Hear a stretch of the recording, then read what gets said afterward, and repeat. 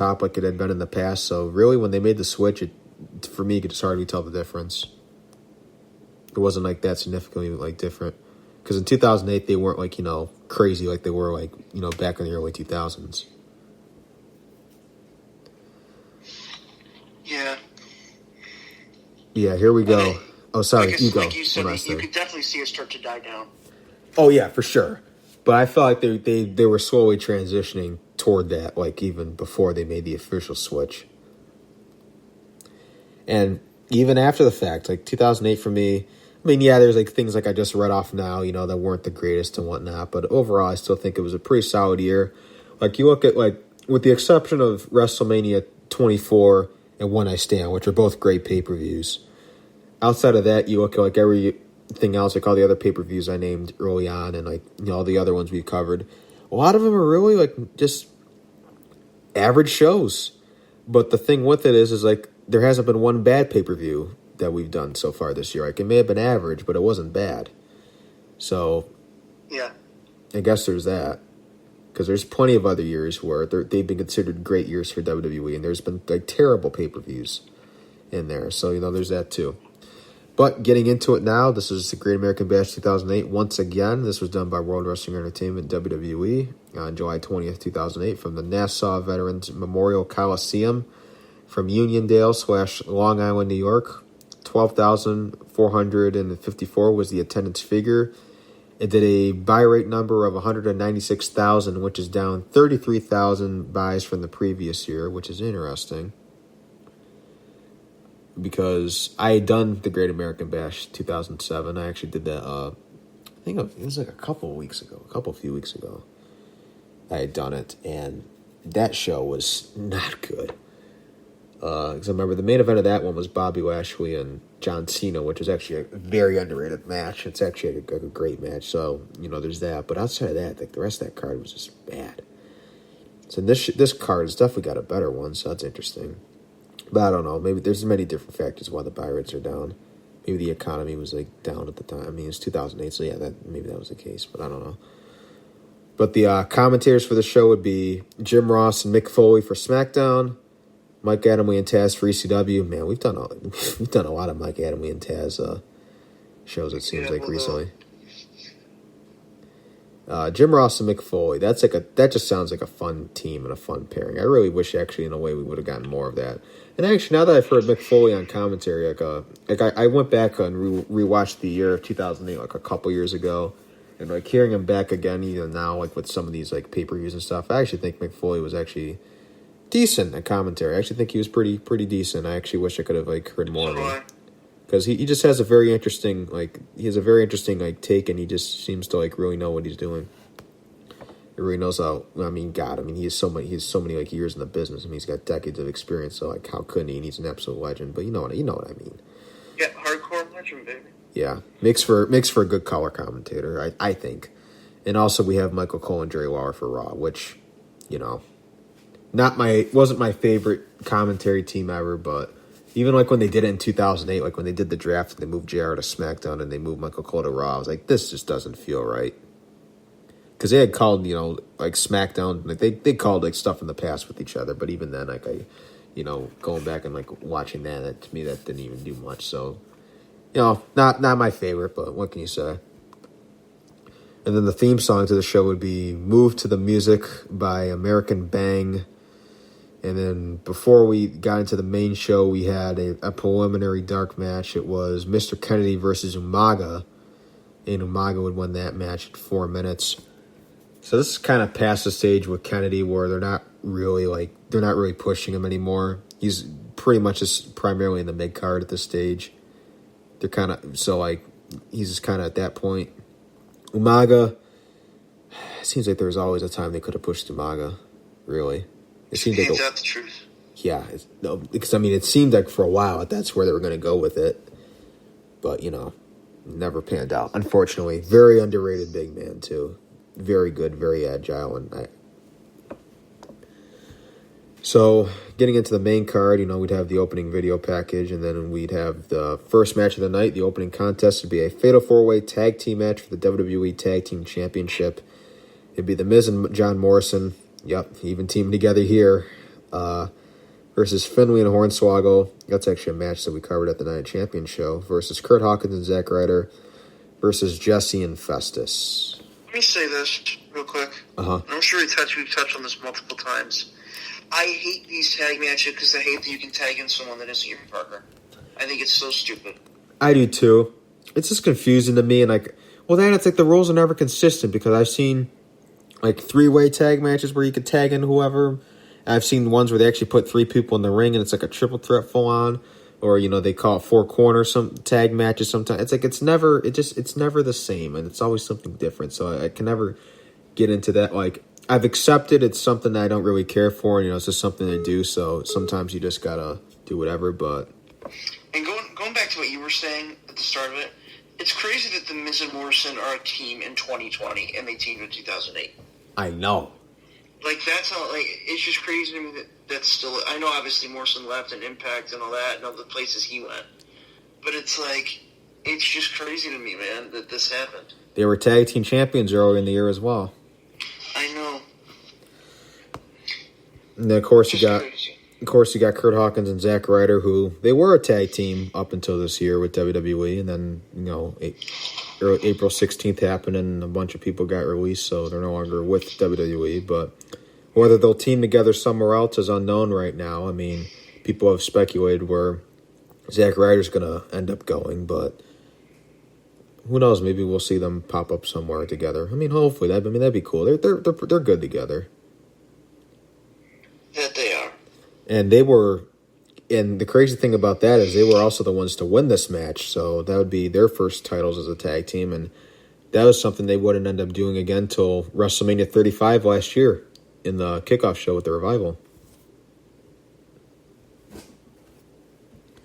Then you got Finley and Hornswoggle, who, I mean, they went against Miz and Morrison at the Night of Champions show, which we covered. So that's a pairing. I don't know how I feel about them being in all these tag team title matches and whatnot. But once again, this is another thing I want to point out. I just remembered, I said this during the show. We have a SmackDown tag team title match. WWE tag team titles, a SmackDown title match. We have The Miz and John Morrison, who are the champions. They're on ECW. So the ECW guys have the SmackDown titles.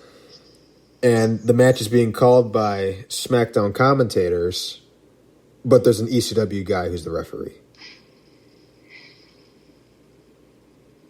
It didn't make any sense. And the only reason I point that out is because at this point, for me, there were still brands and they had the draft and stuff, but to me, like the whole brand extension thing, to me was kind of dead at this point. Because if a SmackDown guy all of a sudden appeared on Raw one week, it's like, who cares? It's not like, oh, what's he doing here? Not that kind of deal.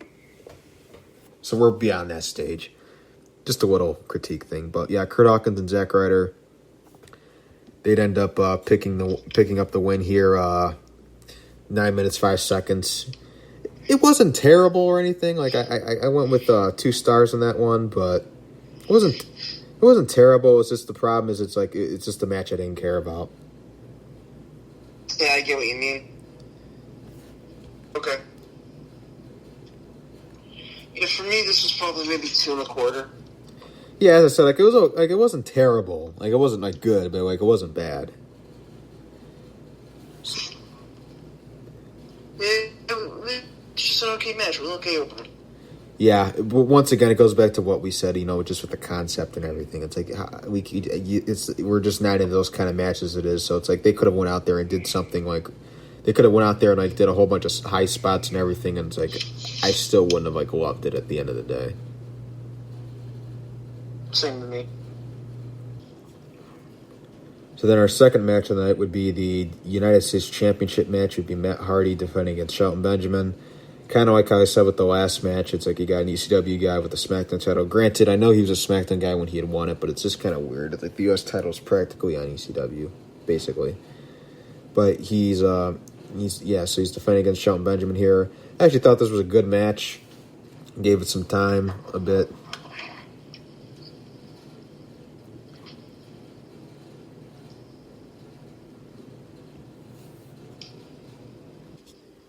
It actually ended up giving it 9 minutes and 33 seconds. So I mean, not like a ton, but I mean, I think they. I mean, Gave more time than they usually do for a match like this. Yeah, exactly.